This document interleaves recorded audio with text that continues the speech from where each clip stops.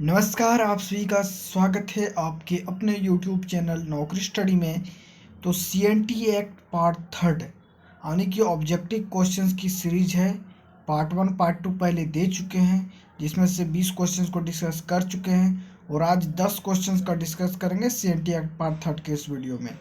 तो question number first है कि सीएनटी एक्ट 1908 की किस धारा के तहत किसी न्यायालय द्वारा यानी कि किसी भी कोर्ट द्वारा किसी रैयत के जोत के विक्रय हेतु कोई आदेश पारित नहीं किया जाएगा।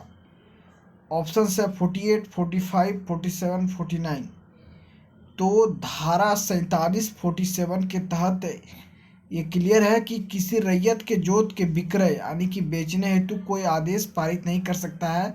कोर्ट न्यायालय आदेश नहीं दे सकता है किसी भी परिस्थिति में कि रैयत के अपना जोत जो है जहाँ खेती करता है उसको बेच सके।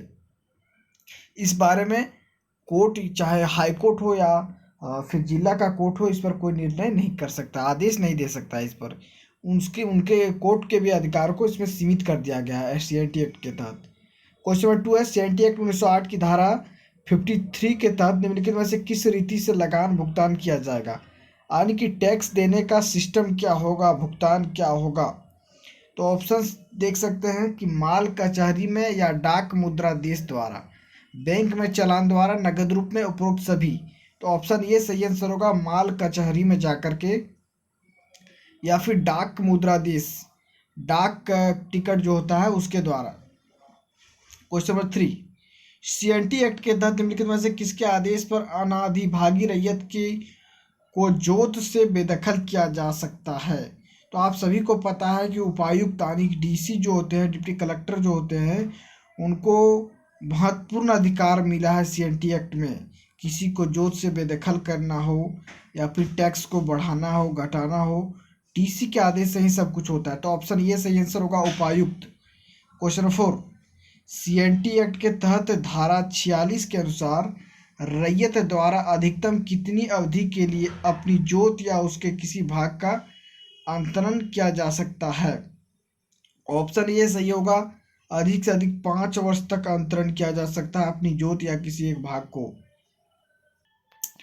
क्वेश्चन नंबर 5, छोटा नागपुर काश्तकारी अधिनियम 1908 की धारा 58 के तहत बकाया लगान पर अधिकतम कितने प्रतिशत वार्षिक की दर से साधारण ब्याज, सिंपल इंटरेस्ट परिभाषित किया जा सकता है। ऑप्शन बी सही आंसर होगा, 6.25% की दर से जो टैक्स बकाया होता है, लगान बकाया होता है, उस पर ब्याज लिया जाएगा। आप देख सकते हैं अभी भी बिजली विभाग के द्वारा ब्याज लिया जाता है।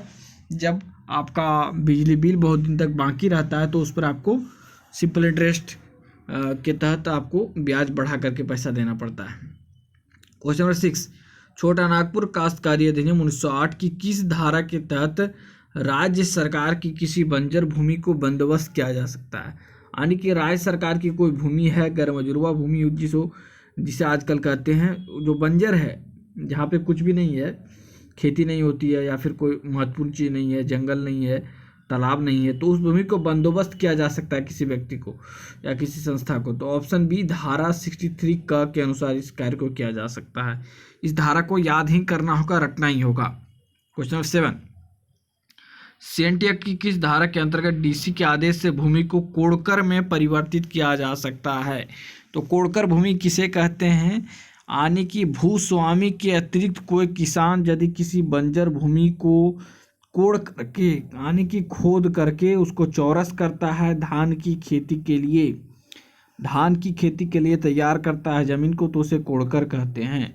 तो कोड़कर में परिवर्तित कर सकते हैं उपायुक्त किसी भूमि को धारा 64 के तहत, किसी का आप आदेश दे करके उस भूमि को खेती लायक बनवा सकते हैं। क्वेश्चन नंबर 8, सीएनटी एक्ट की धारा 67 का 67 का के तहत कोड़कर में परिवर्तित किसी भूमि पर कितने वर्षों तक लगानदेही नहीं होगा।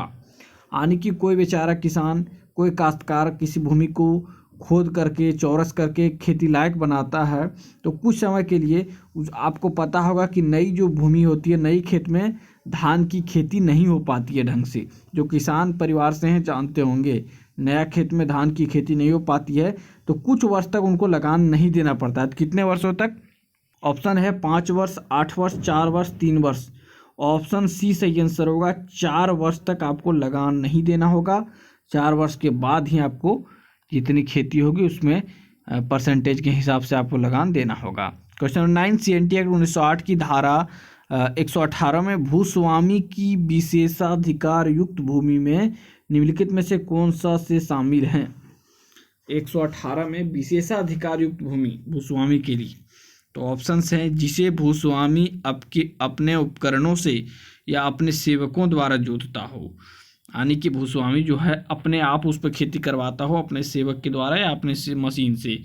Question number B, option B है, जो किसी अभिधारी द्वारा 1 वर्ष से अधिक अवधि के पट्टे अथवा 1 वर्ष या उससे कम अवधि के लिखित या मौखिक पट्टे पर आधारित हो, यानी कि किसी रैयत या काश्तकार के जमीन नहीं हो दिया गया हो, पट्टे पर किसी के लिए 1 वर्ष के लिए देते हैं भूस्वामी वैसी भूमि। या फिर ऑप्शन सी, वैसी भूमि जो रांची धनबाद को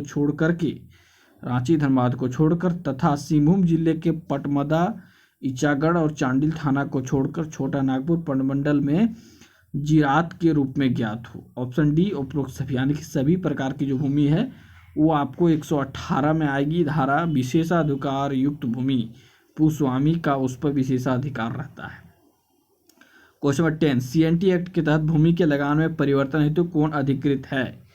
तो मैंने आपको बताया है कि या फिर रैयत को जोत से बेदखल करना हो, जिला उपायुक्त का अधिकार है, या फिर लगान को कम अधिक करना है, जिला उपायुक्त यानी DC डिप्टी कलेक्टर का अधिकार है। तो ऑप्शन ये सही आंसर होगा, जिला उपायुक्त। तो अगले वीडियो में भी इसी प्रकार के क्वेश्चन आप सभी के समक्ष प्रस्तुत करूंगा। तो आपने अभी तक हमारे चैनल को सब्सक्राइब नहीं किया है तो सब्सक्राइब कर बेल आइकन को प्रेस कर दीजिएगा। वीडियो को लाइक कर अपने फ्रेंड्स के साथ शेयर जरूर करिएगा। Thanks for watching this video.